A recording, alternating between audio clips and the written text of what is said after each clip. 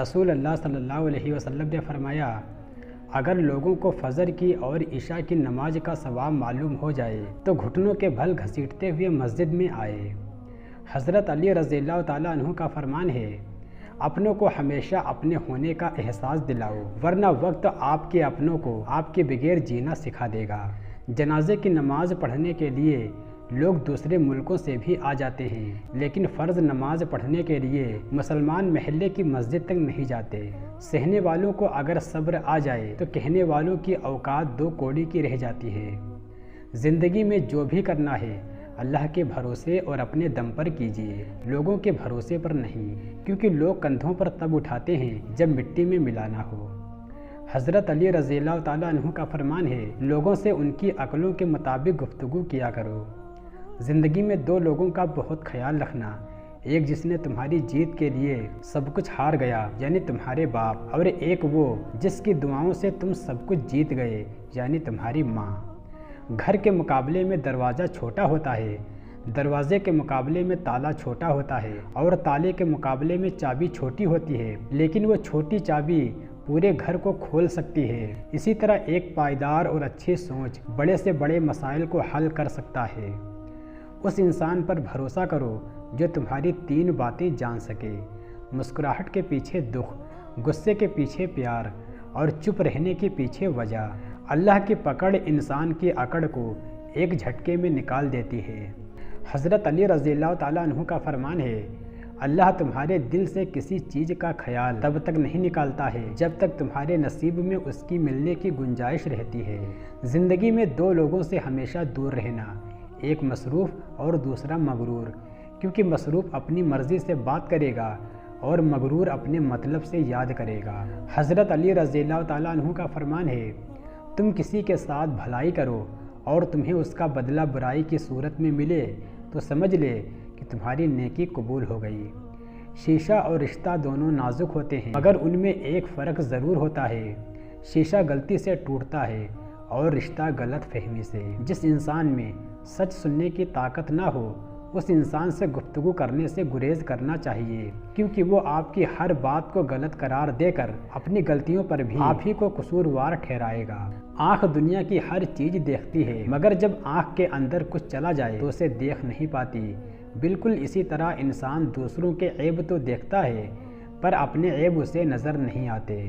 قیامت سے کم نہیں ہوتا وہ دن جس دن ماں باپ میں سے کوئی ایک نہیں ہوتا۔ اللہ پاک سب کے سروں پر والدین کا سایہ سلامت رکھے۔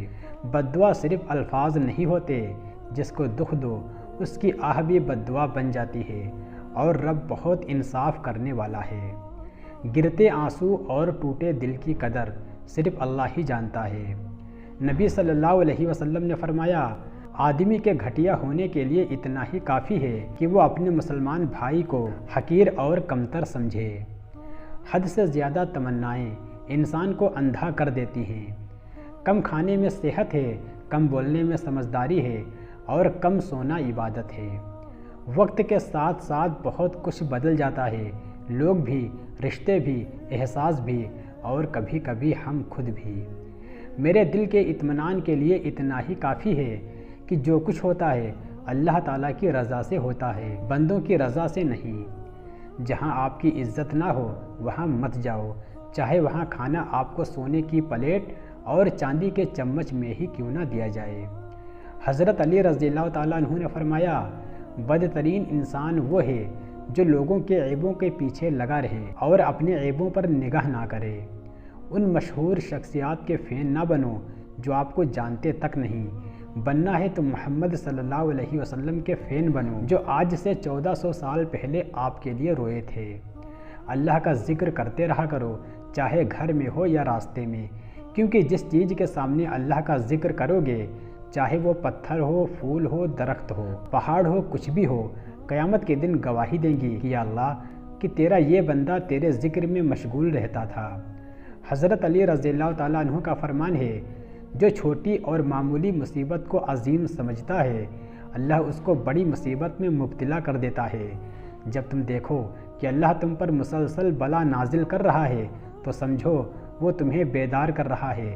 مصیبت پر صبر کرو، جتنا مصیبت پر صبر ہوتا ہے اتنا ثواب زیادہ ملتا ہے۔ ہر روز نماز ظہر کے بعد 9 مرتبہ یا حلیم پڑھیں، انشاءاللہ کبھی ذلت و رسوائی کا سامنا نہ کرنا پڑے گا۔ غربت انسان کو اپنے ہی شہر میں اجنبی بنا دیتی ہے۔ حضرت علی رضی اللہ تعالیٰ عنہ کا فرمان ہے، دولت کو دولت کی نگاہ سے مت دیکھو، کیونکہ وفا کرنے والے دوست اکثر غریب ہوتے ہیں۔ انسان کی فطرت ہے وہ کسی بھی چیز کی 2 بار قدر کرتا ہے، ملنے سے پہلے اور کھو دینے کے بعد۔ دکھ تب ہوتا ہے جب ہماری نیت صاف ہو اور اگلا ہم کو غلط سمجھے۔ نبی صلی اللہ علیہ وسلم نے فرمایا، جس نے مسجد سے کوئی ایسی چیز باہر کر دی جس سے تکلیف ہوتی تھی، جیسے کوڑا کرکٹ، کانٹا کنکڑ پتھر، تو اللہ تعالیٰ اس کے لیے جنت میں ایک گھر بنا دے گا۔ اللہ پر بھروسہ رکھو، اس بچے کی طرح جس کو اگر ہوا میں اچھالا جائے تو وہ ہنستا ہے اور ڈرتا نہیں، کیونکہ وہ جانتا ہے کہ مجھ سے پیار کرنے والا کبھی گرنے نہیں دے گا۔ نبی صلی اللہ علیہ وسلم عشاء کی نماز کے بعد باتیں کرنا ناپسند فرماتے تھے۔ حضرت علی رضی اللہ تعالیٰ عنہ کا فرمان ہے، نماز کی فکر اپنے اوپر فرض کر لو، اللہ کی قسم دنیا کی فکر سے آزاد ہو جاؤ گے اور کامیابی تمہارے قدم چومے گی۔ نبی صلی اللہ علیہ وسلم نے فرمایا، میں جنت کے درمیانی درجے میں ایک گھر کی ضمانت ہر اس شخص کو دیتا ہوں جو جھوٹ کو چھوڑ دے، چاہے مذاق ہی کر رہا ہو۔ دلوں میں اترنے کے لیے سیڑھیوں کی نہیں بلکہ اچھے اخلاق کی ضرورت ہوتی ہے۔ حضرت انس رضی اللہ تعالیٰ عنہ فرماتے ہیں، نبی صلی اللہ علیہ وسلم کا رنگ سفید روشن تھا، پسینہ مبارک کی بوند نبی صلی اللہ علیہ وسلم کے چہرے مبارک پر ایسی نظر آتی تھی جیسے کہ موتی۔